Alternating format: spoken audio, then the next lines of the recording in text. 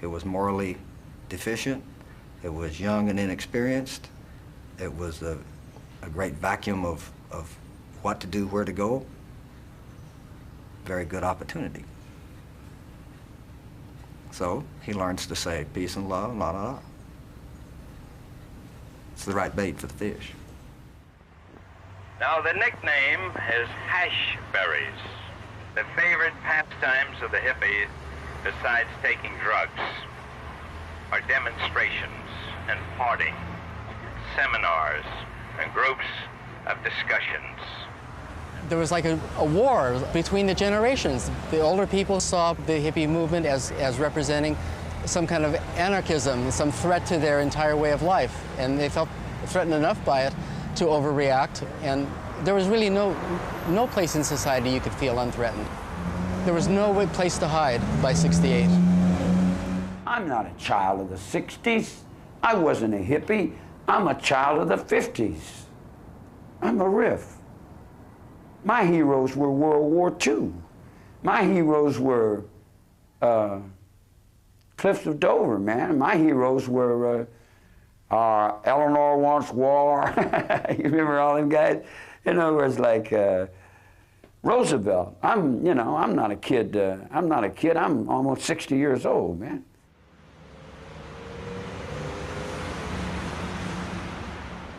When Charlie was arrested and all the family was arrested and all the violence came into the newspapers, it had a devastating effect on the counterculture and the Haight-Ashbury community. And it was like dream became a nightmare. Everything had gone wrong. And of course, part of the problem was that that's what the media focused on. The worst examples of the counterculture to show that the '60s was, all negative. The Manson family became the symbol of the counterculture in the '60s rather than the free clinic movement or rock concerts or all the positive stuff. So it was a very violent, very disillusioning year.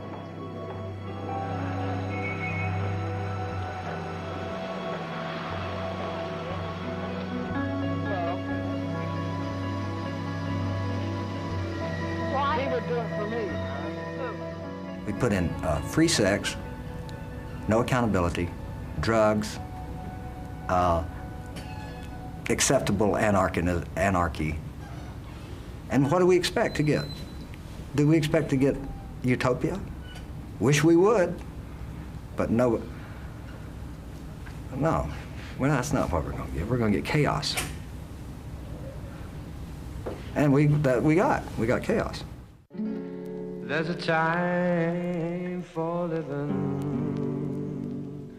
The time keeps on flying. Think you're loving, baby, and all you're doing is crying. I was in the Terminal Island Penitentiary, or correctional facility, if you will, being corrected for my importing of marijuana. And Charlie was in the yard singing, and I had some friends in the music business, and I heard Charlie singing. He was rather like a young Frankie Lane. He had that lilt in his voice. Frustration and down. Well, I thought his voice was good, and it was during the period, the folk period, and the young hippie stuff and the new music, and I thought he would fit in. Sad game. Mad game. Charlie didn't like the hippies or the hippie movement. Charlie, if everybody would do this, say peace and love, and Charlie would always go like this, one, us, me. So Charlie just used the hippie movement, I think, for his own benefit. I definitely didn't think he had that real love that people really were trying to put out. Oh, look at your game, girl.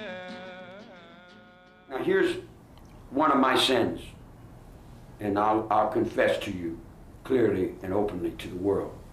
I never realized how much mind I was holding with those people. I never realized how weak you people are outside. He's a very charismatic person, and there was no reality testing, and a lot of people were taking LSD and other drugs, and Charlie would use LSD to reinforce that he had magic, that he was this all-powerful person that could make things move, that could read people's minds and know what their thoughts were. And so that was all part of that psychedelic drug counterculture then. If you back up and say, well, that's crazy, you know, reality test, but the whole community was like that because there were so many susceptible young people that came here that were looking for something to believe in. And Charlie's philosophy was very appealing to a lot of these young people.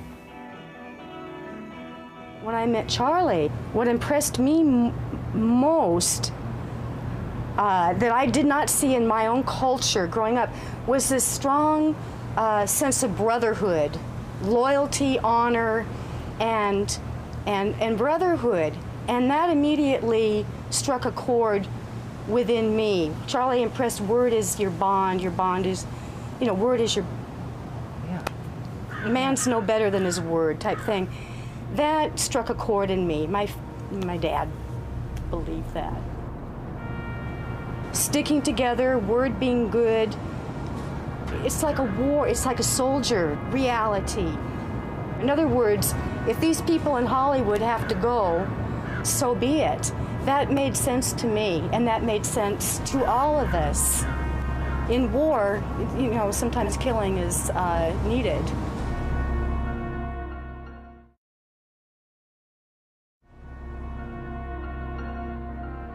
When the news of the gruesome murders first hit Los Angeles, there were rumors of sex orgies and of drug parties that had all gone horribly wrong. The rich and famous went into a state of nervous shock, and the fact that the wife of Roman Polanski, a movie actress, was one of the victims, made international headlines. And they said, well, don't you feel any remorse? I said, remorse about what? I didn't have anything to do with killing those people. I was involved in the episode that was surrounding that. I was involved in changing the world for Adwa. I was involved in all the things I was involved in. I was involved in a music group called The Family. I was involved with a lot of different people doing a lot of different things, but directing someone to go do something like, you know, that's, you know. With the Manson family, a number of the girls had white middle-class backgrounds, although many of the families were very problemed with a lot of alcoholism and sexual abuse. He used the women sexually to recruit men and money, and Charlie was always the one that determined what the girls did and who they did it with. And that was a very powerful tool for control, because if you were male and Charlie said no, you were out. And if you were male and Charlie said yes, you were in. So he had absolute, that was one of the things that amazed me even before I knew anything about the violence, what absolute total control he had over these girls. Most of them were heavily involved before they met Manson in the use of hallucinogenic drugs, psychedelic drugs. So in that sense, you couldn't call them innocent. No, Manson didn't knock on their door and say, I want to talk to you for a moment, and take them by the hand and introduce them to a life of mass murder. No, no. In fact, I think when he joined his family, he himself probably was not thinking of murder. I don't think that. I think that's what eventuated down the line. I think what happened, he saw the tremendous control that he had over these people. And he's got so much hostility towards society that he finally realized, I can use these minions to vent my spleen on society for me. It eventuated into mass murder, but when he first formed this family, I doubt very much that he was thinking about crime. I think he was thinking about free love and music and LSD. The hot weather gave the tribal stench. It gave the excuse for the natives to get restless. It gave an excuse for these fools to rush about and paint their bodies and roll around and eat health food and sleep on mattresses and do nothing but get up at 2 and wonder where the party was. It was a wonderful time. It was great. It didn't cost any money, and the only penalties were no financial future and an extended immaturity. Other than that, there was nothing wrong. In the 19th century, they had a thing called the Grand Tour, where people from North America would rush around Europe and see life. The Grand Tour in the 60s was love-ins, burning your bra, eating health food, staying up all night, playing music, 8 people living in 1 floor. That was one of the positive things that Charles Manson offered, was an alternative to that doomsday thing. Why not live off the land? Why not live by your wits? Why not live for the moment? There was the rise of the communal movement in the 60s, which was a fascinating new lifestyle in the sense that you had kibbutzim in Israel, and you had traditional communes, but the commune movement for basically white middle-class kids dropping out was relatively new. Arose, who was the administrator of our medical section at that time, actually dropped out and lived in that type of commune with the Manson family for a short time, and then he came back out and described it to me. And so we used that as a case example and published a paper in the Journal of Psychedelic Drugs called The Group Marriage Commune, a Case Study. And the Manson philosophy was peace and health and love, and it was interesting that he changed everybody's name and stressed that nobody could be the leader, but by ridding everybody of power, he became the all-powerful leader.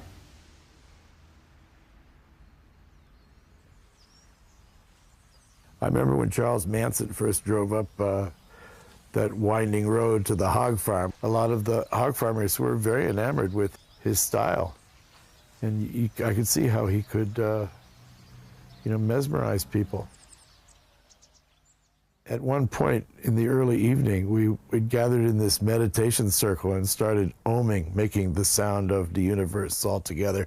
Oh, like that. And in the middle of this Om circle, which was quite beautiful, actually, Charlie leaned out the window of his black bus and he's choking. And his wives are leaning out saying, "Stop, stop it, stop it." And everybody stopped oming, and Charlie stopped choking, and he leaped out of the window of the bus and landed square on, and in mid-delivery of this scathing put-down of our entire scene. And I don't know where it came from. Just when you rise up beyond yourself, somehow I was lifted into some archetypal role where I just said, "You get out." And he did. Yeah, I'd give anything to watch a rerun of that little move. I'm so glad he didn't take offense.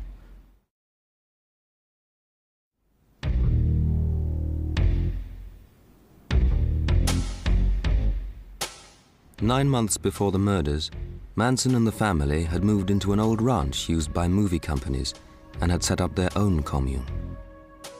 I went with my husband, Abby. We were both founders of the Yippies.